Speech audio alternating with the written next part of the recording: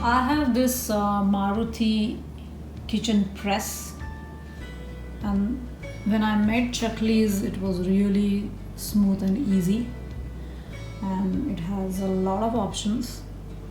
Now, when I'm doing Shev, look at this.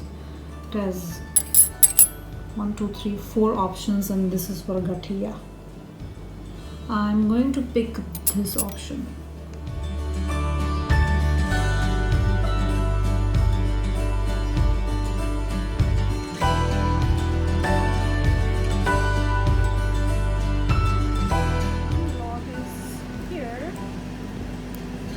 Crunchy.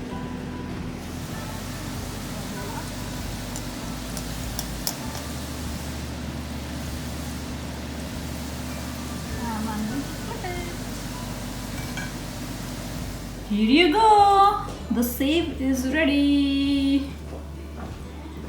It's pretty crunchy.